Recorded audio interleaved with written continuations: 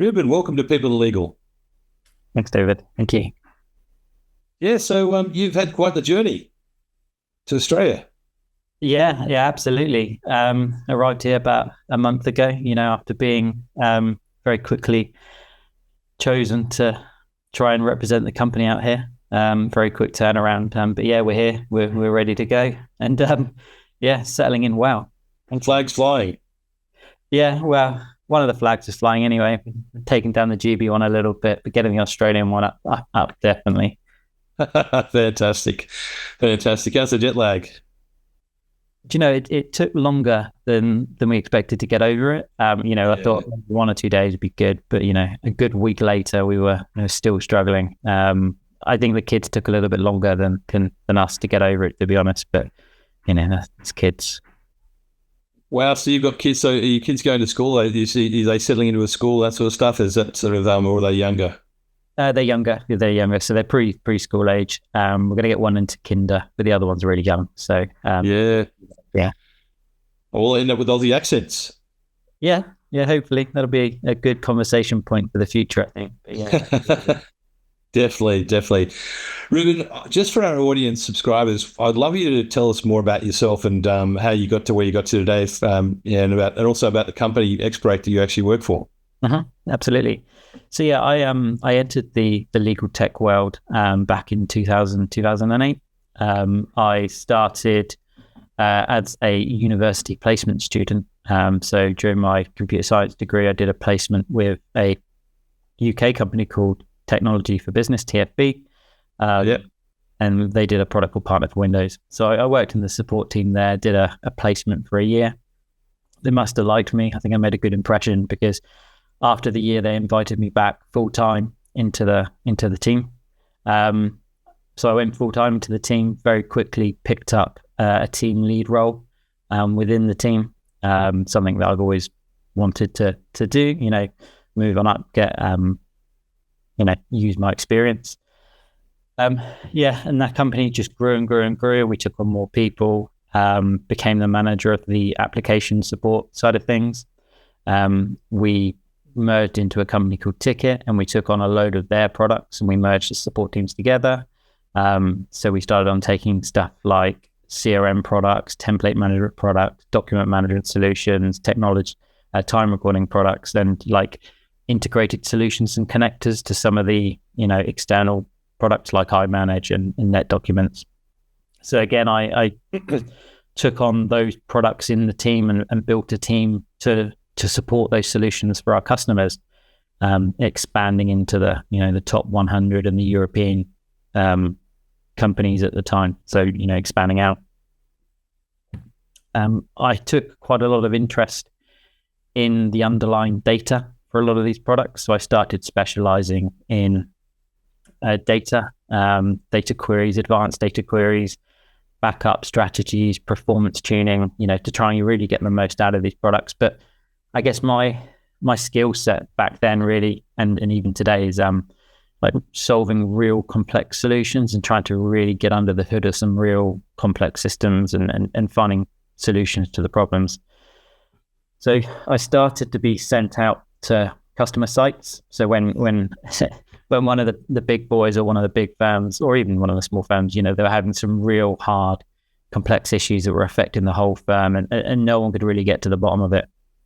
Not remotely anyway. I'd spend a couple of days, maybe a week on the firm, interviewing the tech people, having a look at their tech stack underneath, getting logs, analyzing it, speaking to the lawyers, the partners, just trying to get a real feel for what was actually going on, and then reporting that back and then, working with the teams back in base to try and find the solutions. And that proved really, really successful. And it really helped me establish myself as, someone that's trustworthy, but also can find solutions to these sort of problems. And that's where I probably started to get a bit more noticed within the organization and given those other opportunities to work with other teams and work much closer with the development side of things. And it really let me get to see under the hood of the business and the legal tech world in general, which was really good. So yeah, I did that for a few years. As all companies do, they get acquired, they get bigger, they pull on more products and more staff. Back then, we were doing really well in the legal space. We were winning lots of business, but there was a big drive around trying to do more with the data migrations, around implementation, trying to offer more data services. People have been using the product for a long time, so the data wasn't necessarily in a great space. So I interviewed and moved into a role to head up the data services team. Again, we were specializing in data migrations in and out of the product, SQL performance, data cleansing tasks, and starting to develop our own data toolkits. Unfortunately, that was cut short. Advanced had acquired Ticket, and through the restructuring, I was sort of moved out of a management role and moved out of the management role into the data team. But back then I had quite a few real high profile cases that I was working on. One of them in particular was the Net Documents DMS migration for the Council of Europe. So I kind of took a back seat from what I was previously doing and just focused on that. It was pretty much a full-time piece of work, that one. A multi-year project, millions of documents to migrate, lots of hands-on work with the teams. We called it the white glove approach, lots of in and out stuff. So took a bit of a backseat in terms of personal development and management, and just focused more on the technical, getting that solution deployed, which was good at the time. However, I sort of, you sort of lose that taste, or you miss being at the point of it, I guess. There's the sharp end of the conversations with the customers and trying to really find solutions to their challenges, really. And I guess through my time at Ticket, we built a really good culture within the team. We were really good at within the business of helping cross teams, having those real honest and constructive discussions, even if they were really challenging, not shying away from those challenging conversations. And we were always looking for continual improvement. Through the acquisitions, different companies, different cultures, different people, and start to feel a little bit powerless. All your efforts weren't really going anywhere outside of your day to day. So, through just a clash of cultures, really. And also a lot of the products that, we had, or I had specialized in, were starting to disappear, starting to get given the back burner. And the writing starts to get on the wall a little bit. So I was like, okay, well, time to take what I learned and try and put it somewhere else. So I made the decision to leave that, but stay in the legal tech world, because that's where my experience and skills were, and where I had enjoyed my time working to that point. So I joined again just a software, sort of a software development, but an implementation services company. I was only there for a short while, and then I got the phone call from Mark and Simon saying that they're forming a company called Xperate, a reformed company called Xperate. They're going to specialize in software development within the legal space and implementation services. Would I be interested in joining as part of the initial batch of consultants and helping the startup develop? Back then we were just in the UK. It was the opportunity was I couldn't resist it, really, because it was that real opportunity to be able to go and put my stamp on things, and through the experience and the cultures that I'd learned, to be able to build something with them, to benefit the customers, but also to look at new technologies and really expand and stress myself at the same time. And it was something I couldn't resist. Started with Xperate. What you've done is quite amazing. I mean, you've really grown up through an organization. You've actually you've really landed on the data side of things pretty well. How legal law firm data actually works in and out. It's pretty amazing. And now I guess taking that sort of expertise and putting it into law firms. I mean, you must have seen lots and lots of different sort of databases, lots of different systems that you would have worked with over the time. So some great expertise. Yeah, absolutely. And it's not necessarily just like the underlying databases. It's how those platforms expose their data. And that's something that we've really been able to, those skills is something we've really been able to harness at Xperate and specializing, being able to get those systems to talk to each other, whether they're, API endpoints or data endpoints or, the SQL or Progress or, all the various technologies that are out there. You get to learn over the years the right way, the wrong way, and should we do it way. Just because you can do something doesn't mean you should. And there are some things, where like business rules, you're best just leaving it to the people that know what they're doing there and sort of work within the constraints that you are provided. But yeah, it's just making sure that's all out, it's all out there, it's all up front. And through the conversations you have with the customers in these projects, you're right, we've exposed myself to the data side. I'm very technical in that sense, but it's really good to learn and understand what their business does, the soft skills side of things, what they're doing day to day, because they're not technology companies, they're legal firms. So their service they provide to their customers is different to what we provide. And, through learning what they do, it really enhances the service that we can provide, because, we can talk about what they like to do, really.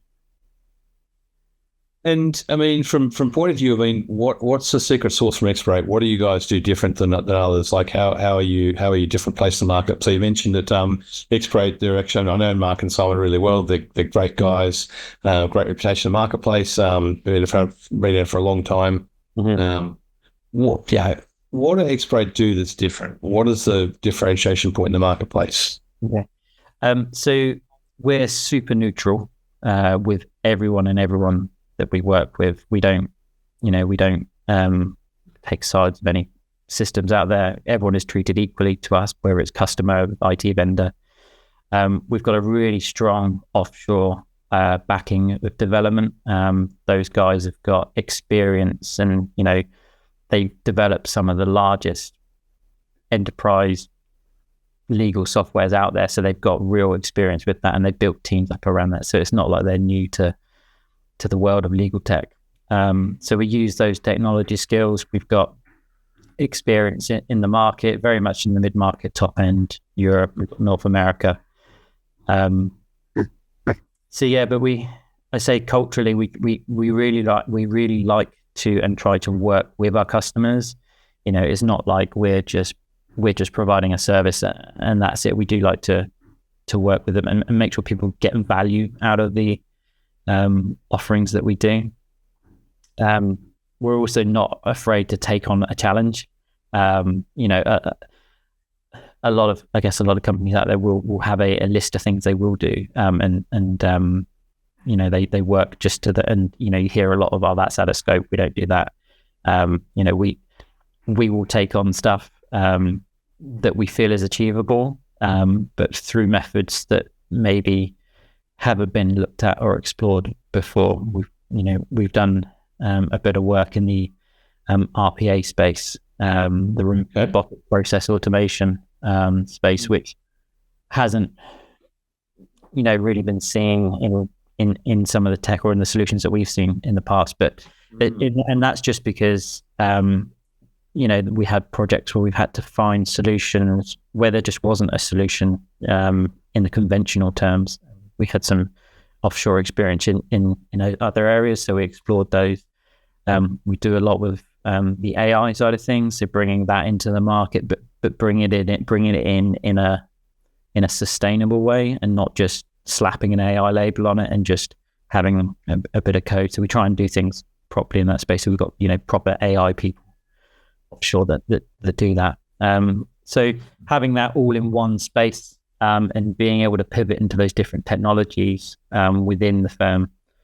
We're also not afraid to lean on the third parties for their expertise. So if we're dealing with the PMS suppliers directly, they are experts in their field. So we will lean on those, and we have those relationships. It's interesting because I think, data is gold, and you would have had some experience in terms of how firms can really take the data they've been collecting over a number of years, and how they can actually, I guess some cases where they've been able to really use that to make some significant improvements to their business. Yeah, especially around some of these newer reporting and automation applications, the world of Power BI, Power Automate, people really want to try and utilize their data more. They've been collecting it for a long time. Some firms are, not some, but most firms, they've got a lot of stuff over the years. So some of the early work that we've been doing with firms is really ensuring that they make their data more efficient, especially during the transition into new systems, because the people don't, and rightly so, you don't want to be taking like dead data with you, because it just, it spoils and muddies the new systems. So we have those conversations, and that data work around, what stuff do we actually want to take, and should we be cleaning the stuff up as we take it? And then trying to delve into the data, say through reporting, how can we make your data work for you? So how do we empower the people sat at the keyboard earning fees, so they know how their work's going, what's going wrong, what's going right. You get that through reporting systems, alerting systems, just pulling that out, getting it in front of people, not having the firms having to rely on, if I'm a fee earner or a lawyer and I need to see how I'm doing, or where a big hole is, I don't have to go to someone inside the firm and ask them to produce a report, or to give me the data. It's giving them the right tools that they can access it themselves. So we do a bit around that as well. Yeah, amazing. And have you got some examples of a customer that you've delighted in terms of some of the services you provide? Yeah. So we were asked to, again, for one of the projects, I have to be a little bit careful with some of the client names and the product names. I can generalize. We built them a full dashboard in Power BI to allow them to see through their fee earners, their on target billing, the how the time recording is going, basically how profitable they are, clients that are overpaid, but it's all in one space. But also looking at then allowing the firm to also look at stuff like, referrals, introducers, where the work is coming from, where we're getting, profitable work from, where we're not, where we need to improve, why are we not getting any work from these sources? We built full dashboard solutions for them, hosted them into Power BI systems. We did some other work as well for a firm where they explored that space before. They had a load of reports built, but they either weren't working or they weren't really giving them the information they needed. So again, we did some analysis, and the offshore guys worked then on redeveloping and sort of restructuring the whole back end. So it's not necessarily front end changes, but it's sort of back end stuff. Because once you get that right, you can then start pushing more data into it and exposing that data to other systems as well. It's not just necessarily working on the visuals. And who's your target customer? So who are the people you're wanting to talk to? I guess when you launch in Australia, who are you wanting to talk to? What kind of firms? We definitely, for firms that see technology as an asset. That's really important, because we like to use technology, or we like to explore different technologies. So firms that have that appetite, and those tend to be really good conversations. If you've got to explain to some of the benefits of the technology, sometimes that's a harder sell than the rest. So definitely firms that are looking to use technology to solve some solutions. We work historically across all firms, from small mid-market firms to larger firms. Each come with their own challenges. The larger firms can be easier to work with, just because they tend to have their own support on site for like the real hardware side of things. The medium firms will lean on you a little bit more for that capability. But yeah, law firms in and around that mid-market to top end space, probably,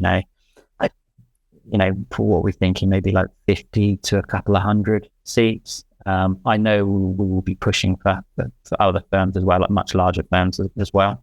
But the services will probably be slightly different into those larger firms. Will be looking to more like development opportunities, because you can offshore development tasks to us, as well as implementation and enhancement product tasks.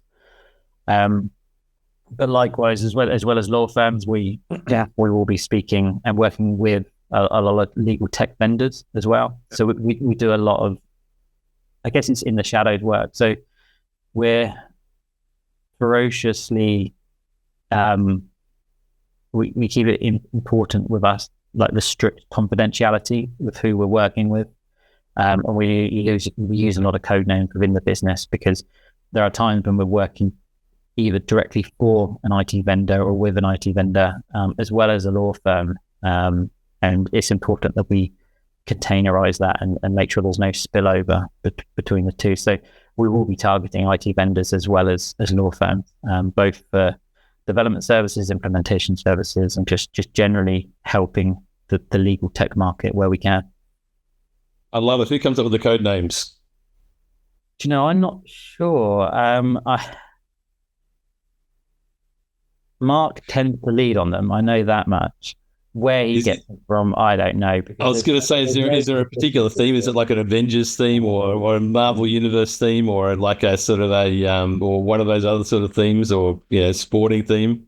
Yeah, I don't know. I think sometimes it's literally what's just sat in front of him when the phone call comes in. Well, what is that? So this is croissant. This is Project Croissant, or Project Coffee and Croissant, or Project Pret, or one of those. Yeah. Sorry, silly comment, but no. They can be as silly as that, and sometimes they will go for a few weeks, and then they'll say, "Actually, this is a bit of a silly project name. Let's change this." I'd love to be a fly on the wall for some of the conversations. There'd be some interesting sort of code names. They're like. Obviously, I can't give any, but they're like, you've got planets, you've got animals, you've got vehicles, you've got, it's so random. It really is so random. So there's no pattern to it.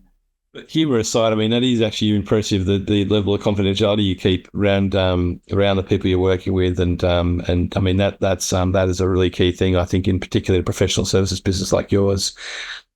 Yeah, no, amazing. And what are your plans? Like, how are you going to expand in the Australian region? So what's your plans to do that? Okay, so we've got what we call a base customer. I worked on a large project in the UK for an Australian firm prior to coming to the UK, prior to coming to Australia. There's no secret in the name of that firm. We worked with a firm called Keypoint to help them to deliver a developed solution for them. And again, loads of data services work and migration stuff for them. So, they're effectively our referral and our base customer in Australia. We've also done a lot of work for Australian firms entering the UK market back in the UK. So again, using those relationships the other way around, they've already given us the the nod that they'll assist us in either getting into the right areas, or that they have work themselves that needs to be serviced inside the Australian market.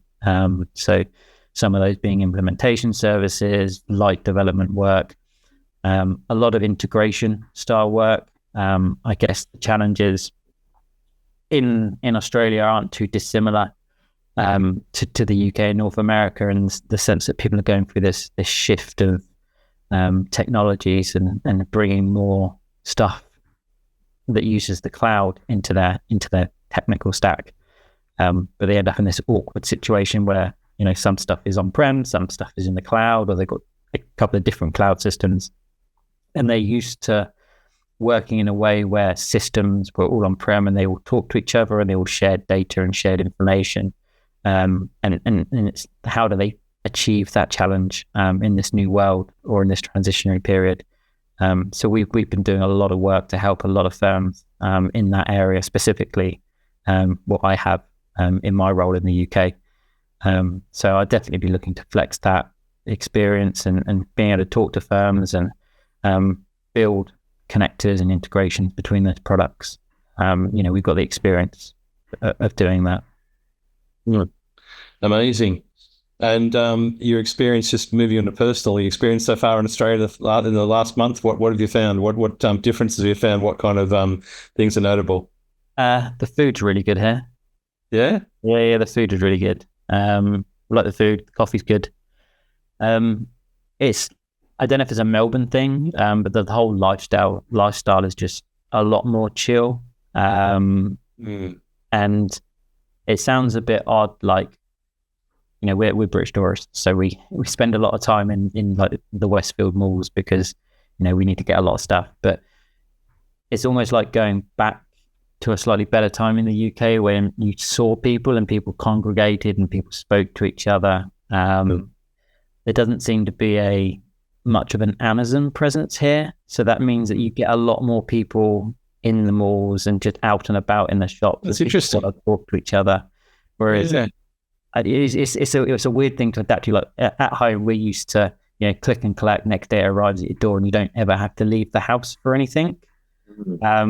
Whereas it might just be because we're not set up here fully yet. But, every time we've looked for something, we, habits go, you'd open up Amazon and have a look. But actually here, it's better to get out and then you get to see people and meet people and just talk to people. There's a lot more for the kids here as well. So being a parent, you have those parent conversations. Kids are a really good door opener to, talking to. They are. So they definitely are. Yeah. I mean, you're in one of the best cities, I think, in Australia. I'm going to get in trouble for this for cuisine. I was in Melbourne last week actually, and oh my goodness me, the food there is just insanely good. Yeah. And so much, and then the restaurants are just lovely, and people make a real effort. And I think, it's a great city, Melbourne. It really is. I think you base yourself somewhere really well, and I mean, it's a good place. It's actually funny because I see a number of companies that come from the UK. They end up actually putting their flag in Melbourne as being the sort of the city they go to. I think probably a bit of a more of a European feel to it as well versus Sydney. Yeah. I'd say so. Yeah, it's the weather's definitely more European than probably Sydney. Yeah, no, great place though, excellent place. Well, Reuben, looking forward to grabbing a beer with you and come down to Sydney. Yeah, up to Sydney, down to Sydney, whichever way. Yeah, that's definitely on the plans. Once we're in, I will be, traveling between the cities, hopefully getting out to meet firms as well. The people that we work with. So I'll definitely be coming up to Sydney to meet. Well, I take my hat off to you. It's amazing what you're doing. I think coming out this way and sharing expertise in the marketplace. It's fantastic, and fantastic with law firms as well. They're getting your expertise. So wish you the very, very best with it, and look forward to meeting you actually mentioned me in person already, but looking forward to having a beer and a chat when you come to Sydney. And the very best. Thank you for being on People Legal. Yeah, thank you. And hopefully when we speak in the future, we might have expanded enough over here and settled that we've got more people in Xperate Australia. That's long-term goal. So brilliant. Thanks, Reuben. Much appreciated.